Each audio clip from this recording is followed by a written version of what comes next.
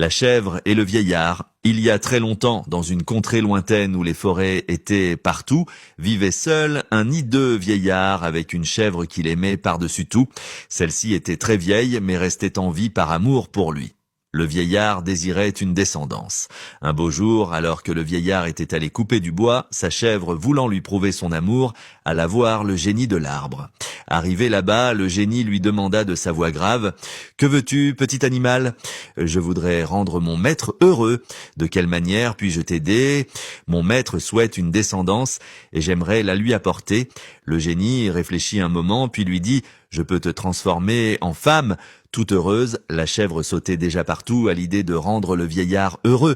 C'est à ce moment-là que le génie énonça une phrase bizarre: « Kalakou, kalakou, bérékouki » et la chèvre se transforma en une superbe femme. « Je te remercie, grand génie de l'arbre. » Alors qu'elle s'en retournait, le génie lui cria: « Tu sacrifieras ton 5e enfant sur mon arbre. » Elle s'en retourna sans prêter attention à ce que lui disait le génie. Quand le vieillard rentra chez lui, il fut surpris de trouver une femme.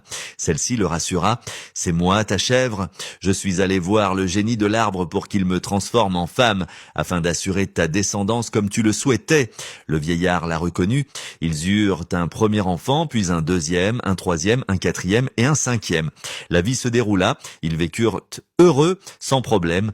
Un jour, alors que les enfants jouaient dans la forêt, le 5e enfant alla se cacher derrière un arbre. L'arbre l'attrapa et se mit à l'engloutir.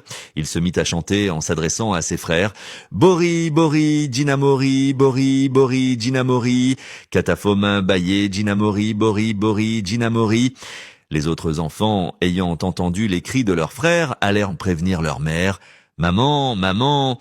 La mère entendit leurs cris et leur demanda: « Mais que se passe-t-il, mes petits ? Bourouki s'est fait engloutir par l'arbre et il chante: « Bori, Bori, Djinamori, Bori, Bori, Djinamori, Katafo me bailler, Djinamori, Bori, Bori, Djinamori. » La femme se souvint alors de ce que lui avait dit le génie.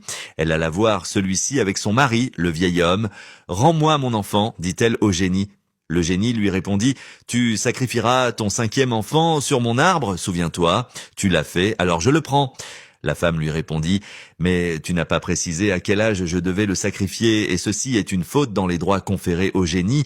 Tu dois donc me le rendre. » Le génie réfléchit et avoua: « C'est vrai, malheureuse, tu as raison, je dois te le rendre. » Ils repartirent donc avec les 5 enfants et vécurent heureux. Un oubli peut toujours être rattrapé.